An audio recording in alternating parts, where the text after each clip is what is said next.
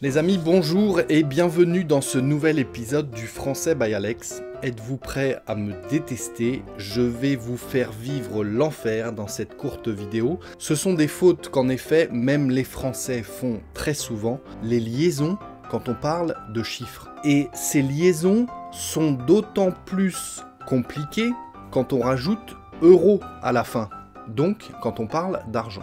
Les liaisons avec les sommes d'argent, le problème c'est que si vous faites des mauvaises liaisons, cela montre que dans votre tête, vous orthographiez mal le mot, le chiffre. En effet, quand on parle de chiffres en français, c'est l'un des rares cas où, à l'oral, vous montrez à votre interlocuteur que vous ne savez pas orthographier ce chiffre puisque vous le prononcez mal. Vous faites de fausses liaisons, de mauvaises liaisons, je devrais dire. Je vais donc vous expliquer les règles aujourd'hui. Essayez de vous concentrer, c'est pas simple, mais bon, il faut bien qu'on rentre dans le vif du sujet, comme on dit, pour éviter de faire ces erreurs courantes en français, et surtout en termes de prononciation, de liaison à faire ou à ne pas faire. Alors, je brise la glace tout de suite, comme on dit, je vais répondre à cette question de prononciation que je vous propose sur l'image de la vidéo sur laquelle vous avez cliqué. Les chiffres affichés sur cette image que je vous remontre ici, 300 euros, 120 euros, 100 euros, j'insiste sur les liaisons volontairement, 300 euros, liaison avec le S, 120 euros, liaison avec le T, 100 euros, liaison avec le T, 3 euros, liaison avec le S, 2 euros, liaison avec le X, et 1 euro, liaison avec le N. Donc vous l'avez compris, encore faut-il connaître les règles d'orthographe. Je vais essayer de vous expliquer ça. Pour faire court, je vais essayer, de manière générale, les chiffres sont invariables. Mais si on prend le cas de 20 et de 100, ce sont des exceptions, comme on les aime en français, qu'il faut connaître pour faire la bonne liaison.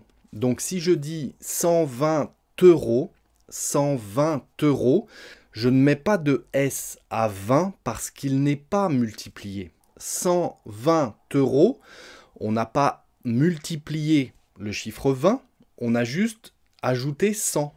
120 euros, c'est 100 plus 20. On est d'accord. 120 euros, donc on ne met pas de S à 20 parce qu'il n'est pas multiplié. Si je dis 80 euros, 80 euros, c'est 4 fois 20 euros. Donc le 20, il est multiplié, on va mettre un S.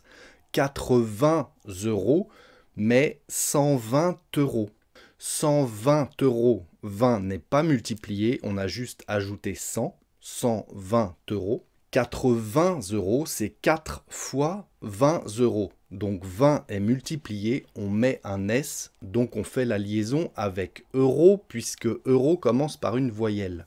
80 euros. Attention, si je dis 87 euros, 87 euros, 87 euros, 80, donc 4 fois 20, il est multiplié, mais il est suivi d'un autre chiffre, le chiffre 7. 87 euros.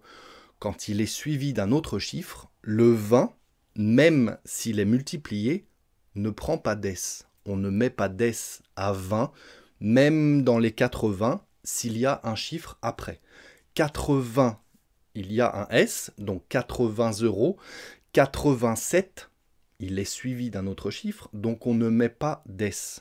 87 euros. Du coup, on fait la liaison avec le T du chiffre 7. 87 euros. Si je prends 120, 120 euros, je l'ai dit tout à l'heure, 100 plus 20, il n'est pas multiplié, on a juste ajouté 100, 120 euros, donc on fait la liaison avec le T de 20, parce qu'il n'y a pas d'S à 20. 300 euros, c'est multiplié aussi là, 300 euros, on met un S à 100, donc on fait la liaison avec le S, 300 euros. Par contre, 100 tout seul, c'est comme 20, il n'y a pas d'S puisque 100 une fois. 100 euros, on fait la liaison avec le T. 20 euros, on fait la liaison avec le T également. 80 euros, 20 euros, 100 euros, 300 euros. parce qu'on a multiplié 100 par 3. Ok, je répète brièvement juste les chiffres qui étaient affichés sur cette image. 300 euros, 120 euros, 100 euros, 3 euros, 2 euros, 1 euro. J'exagère volontairement sur la prononciation, sur les liaisons, vous avez compris. Voilà les amis, j'aurais pu appeler cette leçon « Liaison dangereuse et somme d'argent ».